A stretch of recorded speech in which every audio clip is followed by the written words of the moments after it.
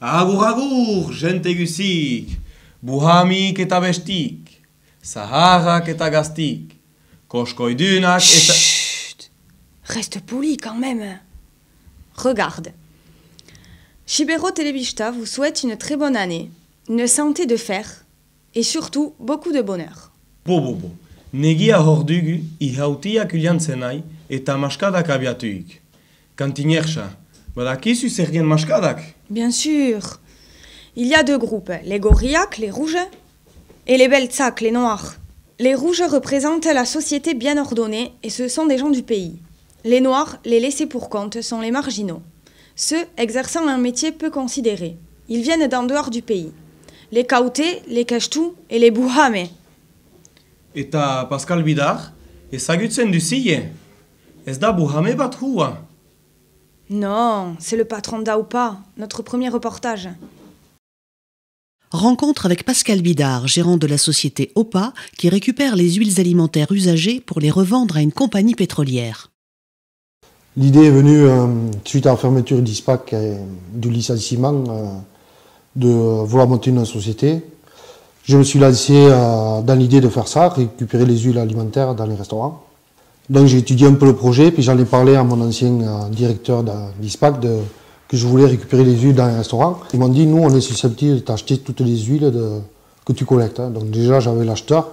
J'avais pas l'huile, mais déjà j'avais l'acheteur. La principale vente, c'est pour faire du biocarburant. Aujourd'hui, dans tous nos véhicules diesel et même essence, aujourd'hui ils roulent avec du biocarburant à hauteur de 7% dans le gasoil. D'abord il fallait un fourgon. Donc j'ai été voir mon beau-frère à Locasoul qui m'en a loué un, on a commencé comme ça. Et un bâtiment bien sûr. Le plus d'aller voir les clients, parce que il fallait les trouver, donc on a commencé par la Soule. Bon, nul n'est prophète en ce pays, on les a pas tous, donc déjà il faut encore lutter parce qu'il faut aller en récupérer quelques-uns.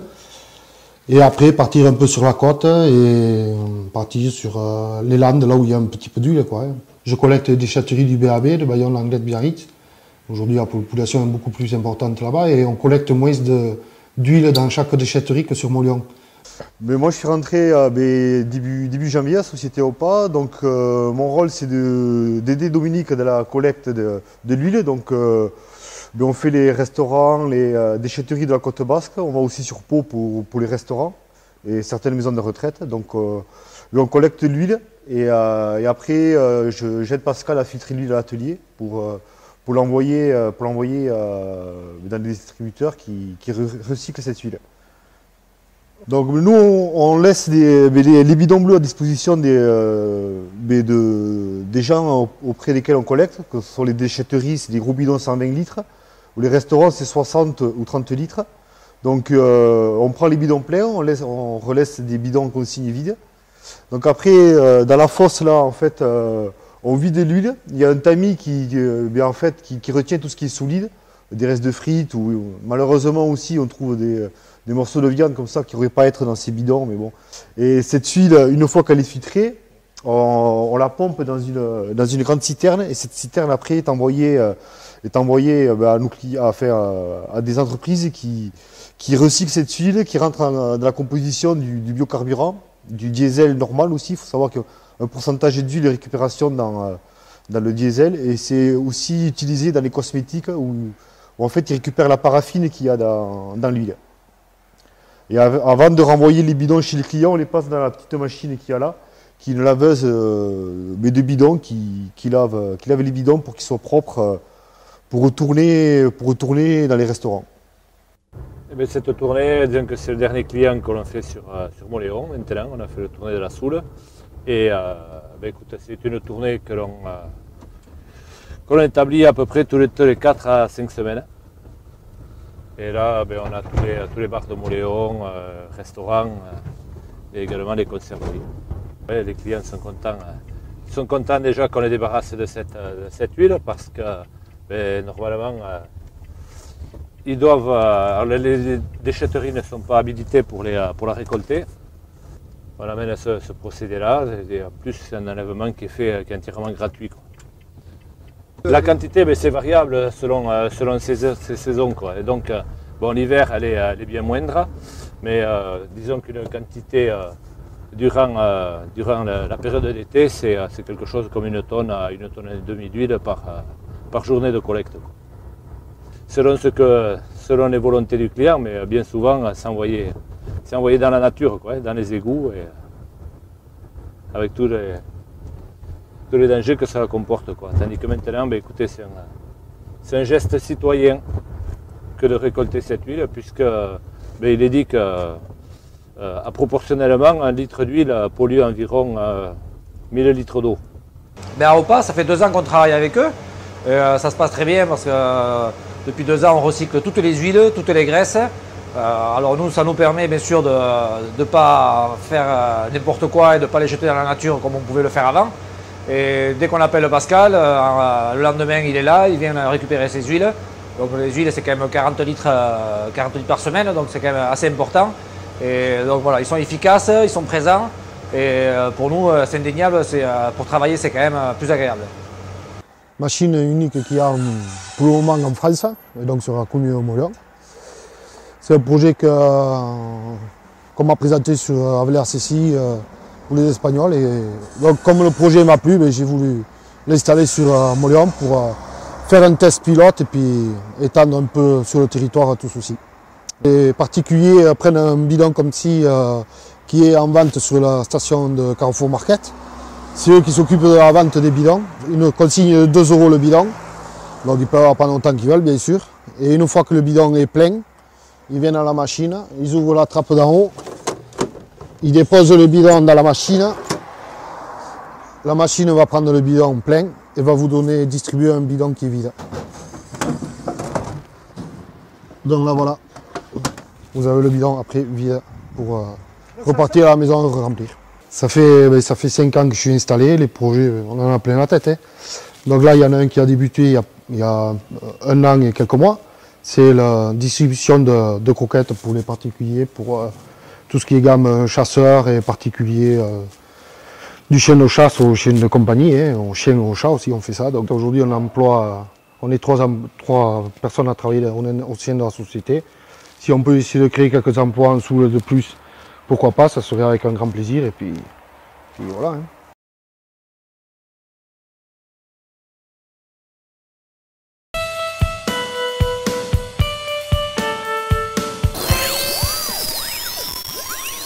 Aipa ditzagun berriz maskadak. Aurtenkoan bezala, hartza ikusten ahalda. L'ours, qui symbolise l'être sauvage non civilisé, son apparition veut rappeler le passage de l'hiver au printemps, période où se déroulent les carnavals. Guke, taldian, hartz, tipi bena askar bat badugu. Gue roki bagaya. Parmi la multitude de sports que vous pouvez pratiquer en Soule, Chibero Telebista vous présente ce mois-ci un sport détonnant.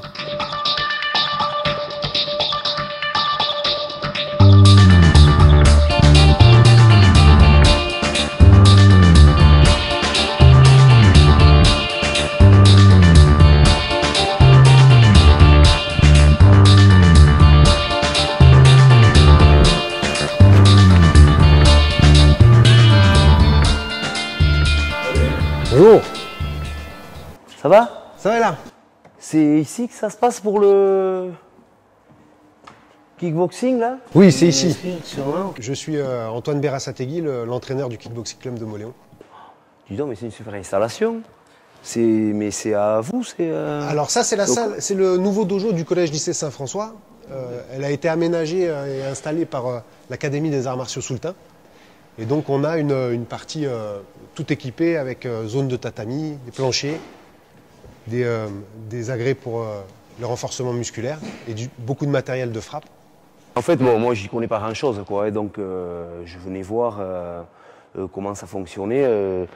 Le kickboxing, enfin, je sais pas trop, c'est quoi? C'est comme la boxe, moi j'ai amené des gants, quoi. Et... Alors, c'est de la boxe. Comme son nom l'indique, c'est de la boxe pied-point, où en fait, on va avoir comme arme, on va avoir les poings et les pieds. On va boxer au poing comme en anglaise, et on va rajouter les pieds comme au karaté ou au taekwondo. Et toujours dans l'esprit de la boxe, c'est-à-dire du plein contact. Oui, ça a l'air quand même un peu physique quand même, non? Enfin, je sais pas si... Parce que moi, je suis assez sportif, quoi. Ouais. Je fais quand même du mouche.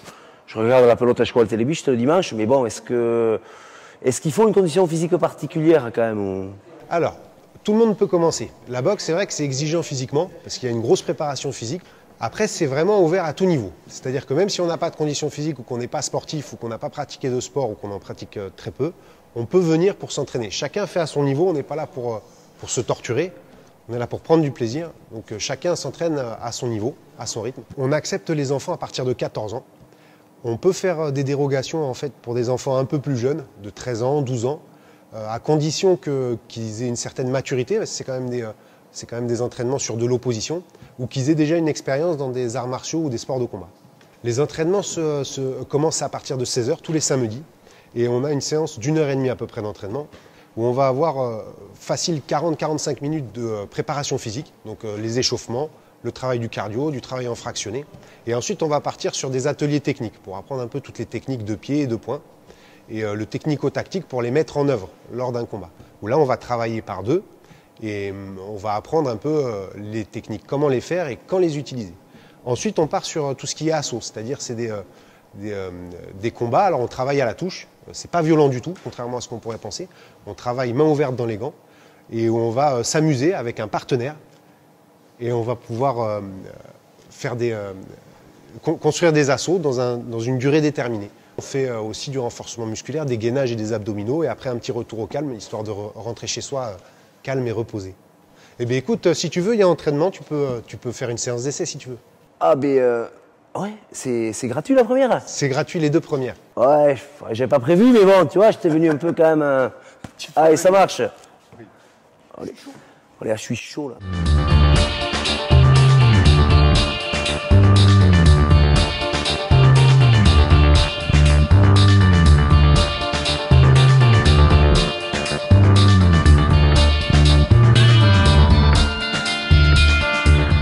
Toi, Émeric, donc tu es ici aussi à Montléon, dans ce petit dojo là. Et bon, je sais que tu as quand même un assez beau parcours dans les sports de combat, puis ça a commencé tout jeune. Et donc, à quel sport tu as touché quoi? Alors j'ai commencé par le judo, étant assez jeune, j'avais 5 ans. Après j'ai fait un peu de jiu-jitsu avec mon père. Et après, à l'âge de 15 ans, j'ai attaqué la boxe française, qui ressemble beaucoup au kick. Et de là, j'en ai fait pendant 8 ans et après, je me suis retrouvé à Montléon, dans ce club. Nous, on aurait voulu savoir, par exemple, outre l'aspect du... Enfin, qu'est-ce que t'apporte à toi quotidiennement le sport de combat en lui-même quoi? La forme physique, le calme, ça défoule, quand on est un peu hyperactif, ça permet de canaliser pas mal. Et c'est un mode de vie, le sport, je pense. C'est un plaisir avant tout. Ordin Olivier egin hun, heben biziz, heben lan inaiz, eta heben kirol egiten duk, ordin kickboxing hoi, eta lehenago jauntxina sekulan kirol hortan. Ez, sekulan. Ordin eta holako gaizan, holako kirolin hik zetxerkatzen duk, bilhaska naitzi ikastia, edo fisikoki hobeki izatia, edo ze gustatzen zaik horretan, edo lagunen ezagun berrien egitia. Pour se dépenser et pour l'ambiance qu'il y a ici dans le groupe quoi. Et quand je sors de là, je suis rincé comme on dit. Ordin oian egin hun? Egin hun. Ordin zu eta xalajuntako gazten eta ibatzi, edo egin pu gazten, beste potik gazten guzpeita jin egin. Gazten hasi eta udelan eskatxuna bak hotx. Ordin erranen daikuz eta nula heltu zien unat eta zersk edo nuzek eta guste man behizen boxa horren eta hasteko. Ordianik laurt egin tutit karateian eta ekratu ditzen eta enizun sodoa maite. Eta geho boxara junuz zen eta jadanik enaitak nahizizun hasi, ordi nahinizun jarraiki eta filma bat sogin nizun eta neskatxuna bat bazizun hartan eta ijerraza maite nizun hoi defendatzeko eta hola maite ditu. Eta nuiz hasi zia heben, aurten lehen zizia hasi? Bai, aurten, bai. Bon.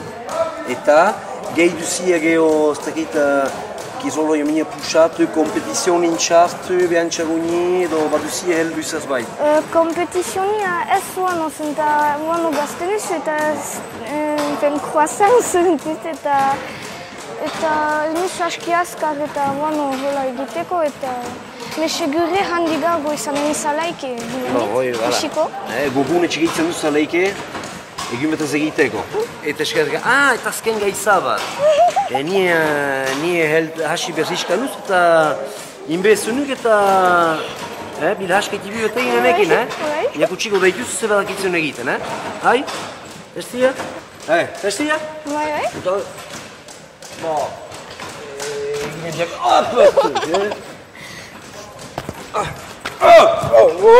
ez palpita, Ba, ikusiko duzia. Hatxaz, diapet! Nuz askibeo, ginen duzu.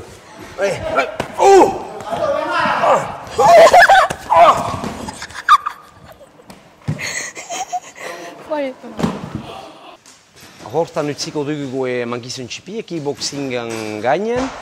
Eta, voilà, ikusten duzien bezala, otaik etzamaiten dugu gela juntan, bada gazte, bada gehitu zumait, bada karateka, bada boxegile, bada eta deuzetaik abiatzen dienak, enegija, eta nahize eta bazele mazte bat, edo biga uste dut, denetai bada, izigaz untxi gaiten da, treba zali hain bagalanda, zik ez dakimena nik uste dit eta aitzina jarraik hau dudan, eta ordin kajo aitzina muturrekue.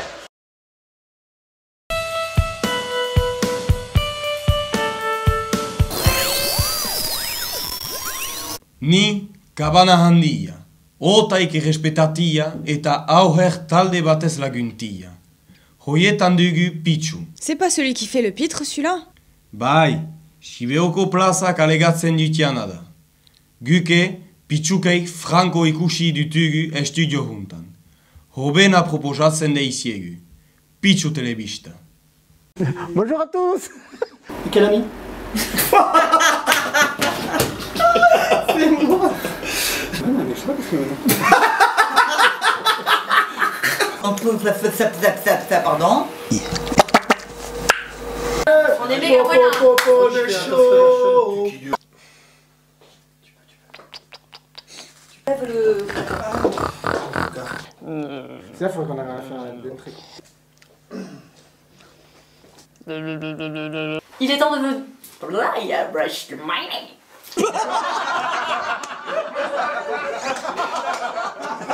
Y'a quelqu'un?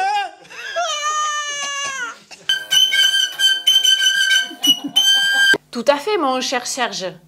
Mon cher Serge. Ah merde!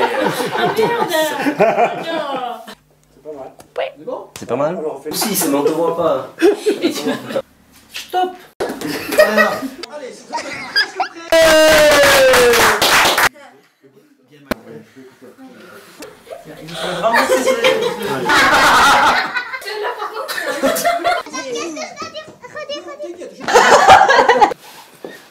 Oui, madame! T'es soufflé dans les yeux. Et de courir tout nu dans la rue! Déjà petit! Non? Ja, Monique qui cuci! Oh, chier. Qui fait ça? Le clapier.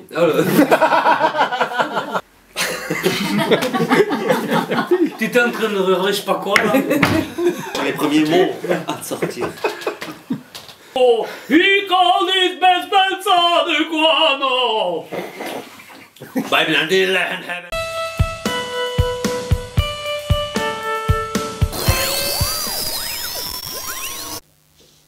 Gue Pichu handia.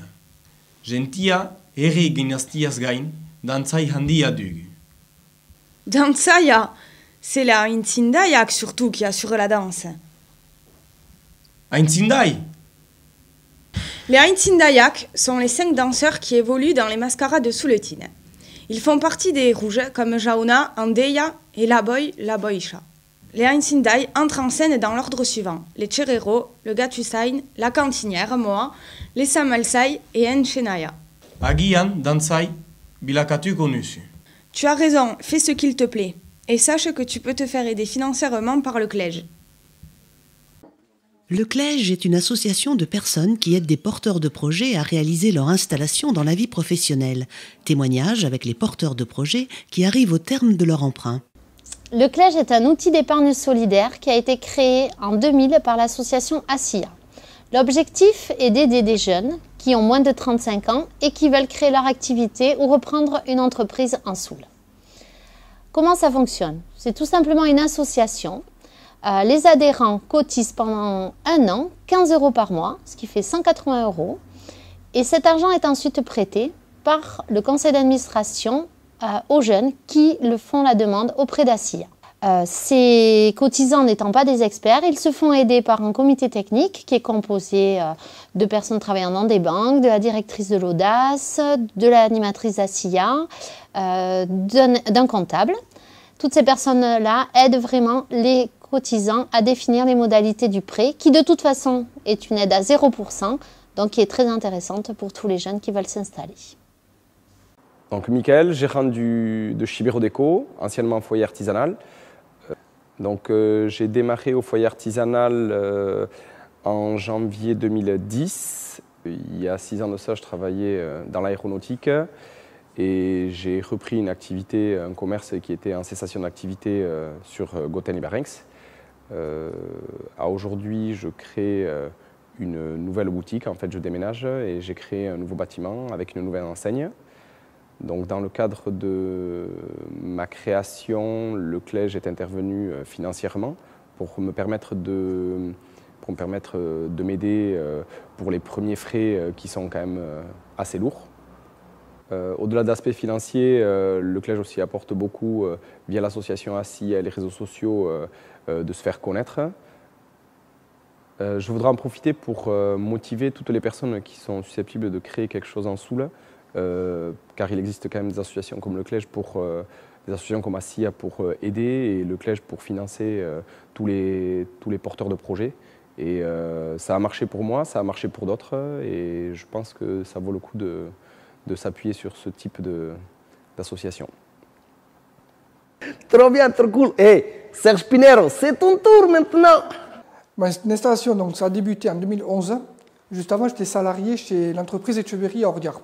Donc l'idée m'est venue 1 an avant, en 2010, de m'installer à mon compte. Mon ancien patron, Jean-Jacques, il a appris bien. On est encore de bons copains. Donc il m'a trouvé la première entreprise chez qui j'ai travaillé. Le CLEJ, j'en avais entendu parler, car des anciens collègues à moi en ont eu besoin financièrement. Ils ont été soutenus aussi par certaines personnes qui sont super sympathiques là-dedans.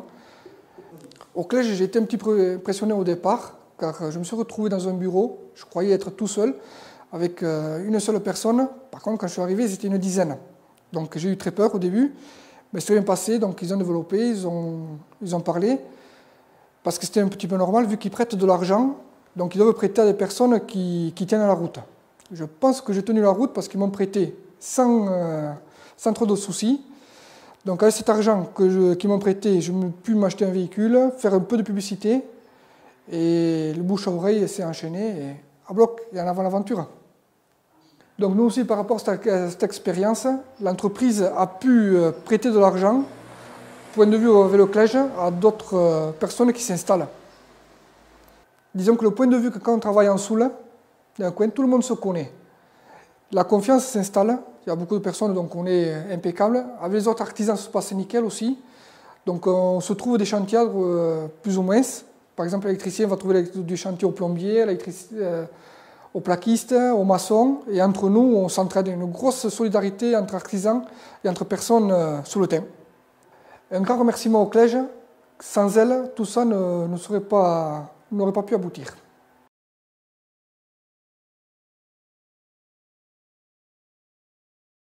Di la urte elekontin hasen izala. Hatxarin klejak laguntu nizu 1.000 € prestatzez. Horrekin materiala mini bat jose dit.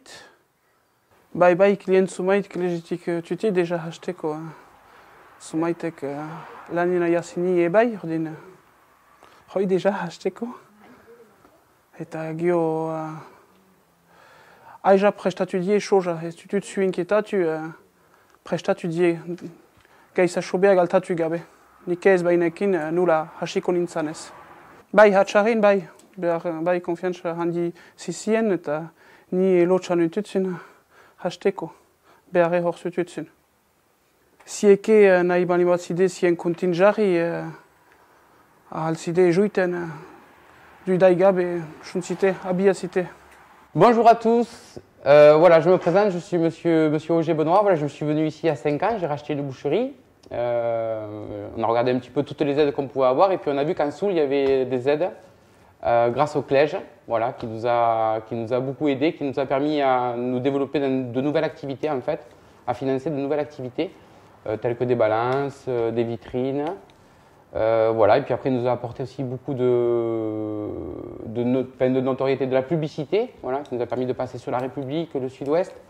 Et puis aujourd'hui, voilà, aujourd'hui on rend l'appareil en faisant ce reportage et en adhérant au Clège. Voilà, merci à tous. Il y a 5 ans, nous avons fait connaissance des Souletins. Voilà, ça a été un petit peu dur le premier mois, mais après par la suite, on est comme des docteurs, quoi. Une fois qu'on a les clients sont fidèles. Merci aux Souletins, merci à tous de votre accueil et à bientôt. Sistema hoi agertu denetik 6 klez sortuik izan dira. Ota, ehunta lautan 20.000 euro beno habo prestatu dugu, berrogeita hamahi useder. Hoi esker, ehun bat enplegu sustengatu dutugu sibeun. Bantailan, 5 geren klezan bilana eginen dugu eta zerratuko, eta berzonin 7 geren klez bat abiaziko dugu. Ordin kumitatzen zutiegu gueki Bantailan 5 atarratzen horren egite agitia, bai bulegun sartzeko edo simpleki informazione hartzeko eta sos prestatzeko. Eskerik hanitz.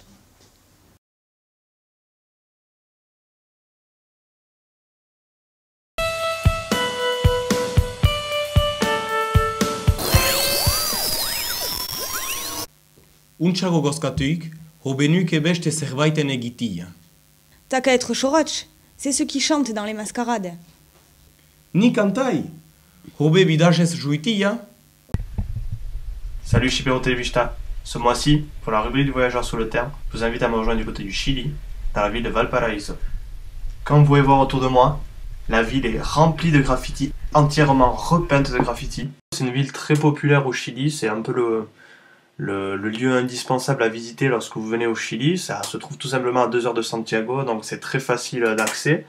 Et c'est l'une des plus belles villes du Chili, visiblement, vu que elle est totalement unique, totalement recouverte de peinture, comme vous pouvez le voir sur les images. Et c'est donc là que se retrouvent des artistes non seulement du Chili, mais également du monde entier. C'est donc une ville très populaire, ne serait-ce que par sa forme, tout en colline, tout en montée. Vous avez différents téléphériques qui vous mènent vers les hauteurs de la ville, et l'intégralité de la ville est recouverte de graffitis, ce qui la rend totalement unique. Et c'est donc ici que j'ai décidé de terminer mon voyage. Alors j'ai commencé mon voyage par la Colombie, par la ville de Bogota. Alors j'y ai passé que quelques jours avant de partir vers une autre ville qui s'appelle Medellín. J'ai également passé quelques jours dans la ville de Cali, mais ce dont je retiendrai principalement de la Colombie, c'est l'île de San Andrés. C'est une île dans les Caraïbes. Alors déjà, c'est le premier gros dépaysement que j'ai ressenti. Une île dans les Caraïbes, c'est assez marquant, avec cette eau turquoise, ces animaux, l'ambiance générale de fête qui y règne, c'est vraiment très intéressant. Et à partir de là, j'ai changé principalement mes plans. Donc j'ai décidé de descendre tout le sud de la Colombie. Je suis passé par la ville de Cali, la frontière à la ville de Ipiales, avant de partir vers l'Équateur. En Équateur, j'ai fait un bref passage d'une semaine et demie, le temps de voir Quito, la capitale, et d'aller faire un tour du côté de la côte pacifique, dans la ville de Montañita, alors qui est une ville de surfeurs principalement, qui vit uniquement grâce au tourisme, et qui est vraiment très accueillante. C'est d'ailleurs là-bas que j'ai pu rencontrer 2 amis avec qui j'ai voyagé durant tout le reste de mon voyage. Et ensemble, on a décidé de descendre vers le Pérou. Donc là, par contre, au Pérou, on y a passé un peu plus de temps. J'ai passé un bon mois, le temps de voir le nord.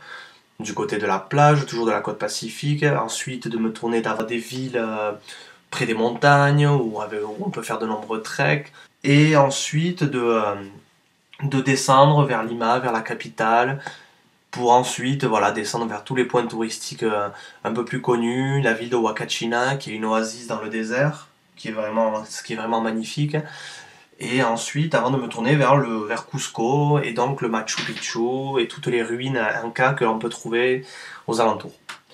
Voilà, à partir de là, j'ai décidé que c'était peut-être pas la meilleure idée de partir directement vers le Chili, et c'est donc pour ça que j'ai un peu changé mes plans encore une seconde fois, et que j'ai décidé de me tourner vers la Bolivie, et de traverser la Bolivie pour rejoindre le Chili. J'ai vu la ville de Copacabana, qui est très connue, à côté du lac Titicaca, La Paz, Sucre, et ensuite j'ai décidé de finir la Bolivie en traversant le désert de Uyuni pour rejoindre le Chili. Il faut savoir qu'en sortie de Bolivie, vous arrivez à la pointe nord du Chili, et vous êtes quand même à 24 heures de bus de Santiago, donc c'est quand même relativement important. À partir de là, ça a été un peu moins intéressant, puisque le Chili et l'Argentine sont des pays qui coûtent relativement cher, qui sont relativement proches de notre société à nous, et qui sont beaucoup plus chers que des pays comme la Colombie ou l'Équateur, et donc forcément, avec un petit budget qui était le mien, on peut faire beaucoup moins de choses.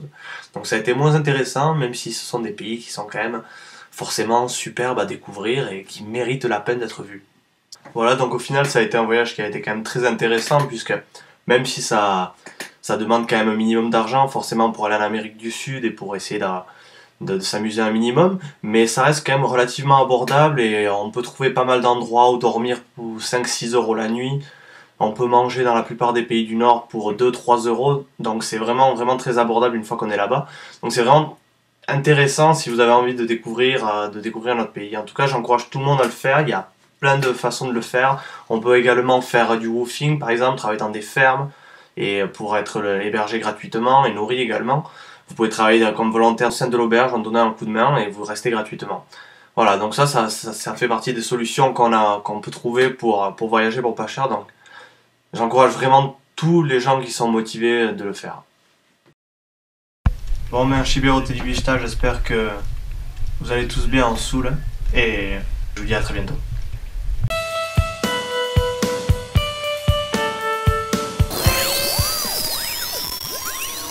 Le premier journal de l'année 2016 s'achève. Depuis avril 2015, le site web de Chibero Telebista a atteint plus de 100 000 vues.